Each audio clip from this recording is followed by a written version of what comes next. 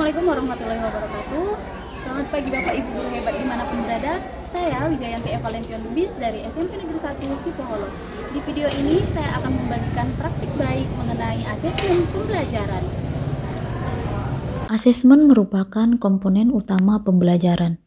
Asesmen tidak hanya berperan sebagai alat untuk mengetahui hasil belajar siswa saja, melainkan bagian dari pembelajaran itu sendiri.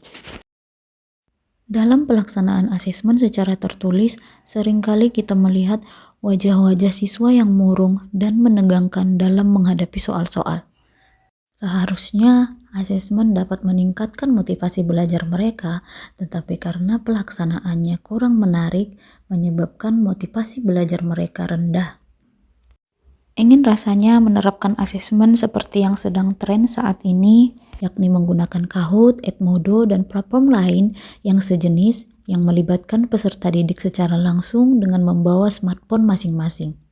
Akan tetapi, kondisi peserta didik di SMP Negeri 1 Sipoholon tidak semuanya memiliki smartphone, sehingga guru tidak bisa melakukannya karena akan membebani peserta didik itu sendiri.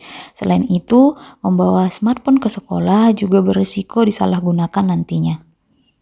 Di video ini, saya ingin membagikan praktik baik yang sudah saya lakukan mengenai asesmen pembelajaran yang menyenangkan hanya dengan memanfaatkan teknologi yang sudah ada di sekolah tanpa menyuruh siswa membawa smartphone masing-masing.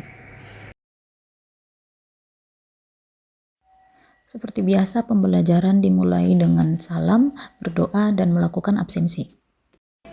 Sebelum masuk ke materi, saya memberikan asesmen diagnostik awal untuk mengetahui pemahaman awal peserta didik. Di sini saya menggunakan platform Wordwall yang berisi kotak pertanyaan rahasia, di mana peserta didik bisa maju ke depan untuk memilih pertanyaan dan memilih jawaban yang benar. Saya juga menggunakan random name picker untuk mengacak nama siswa yang akan maju ke depan. Di sini terlihat jelas mereka sangat senang dan merasa tertantang untuk maju ke depan menjawab soal yang diberikan. Mereka tidak lagi merasa bosan dan dapat berekspresi langsung ketika jawaban yang mereka pilih adalah jawaban yang benar. Setelah melakukan asesmen awal, dilanjutkan dengan penyampaian tujuan pembelajaran dan penyampaian materi. Bagian ini sengaja di-skip karena kita akan fokus pada bagian asesmen pembelajaran. Selanjutnya, melakukan asesmen formatif di akhir pembelajaran dengan menggunakan quizzes. Saya membagikan kertas barcode sesuai urutan absen, kemudian menyampaikan cara menggunakan kertas barcode tersebut.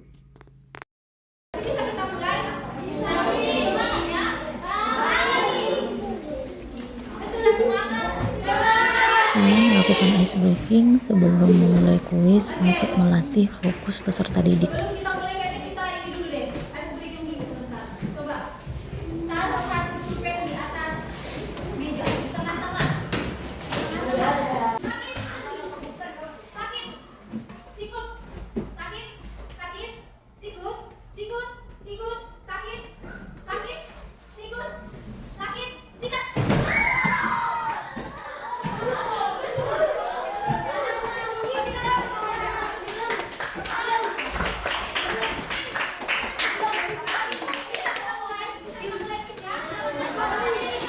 Mereka terlihat sangat bersemangat dan antusias, serta siap untuk memulai kuis.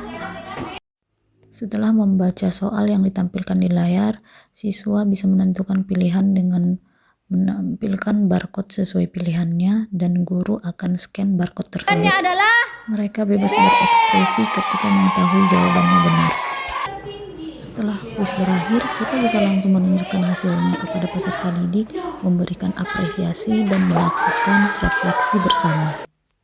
Dengan asesmen ini, peserta didik terlihat lebih nyaman, asik, tidak kaku karena unik, luas, dan lebih interaktif, atau disingkat dengan Nauli. Baiklah, sekian video asesmen pembelajaran dari saya. Semoga bermanfaat. Untuk teman-teman yang ingin tahu tutorialnya, silahkan scan barcode ini. Sekian dan terima kasih.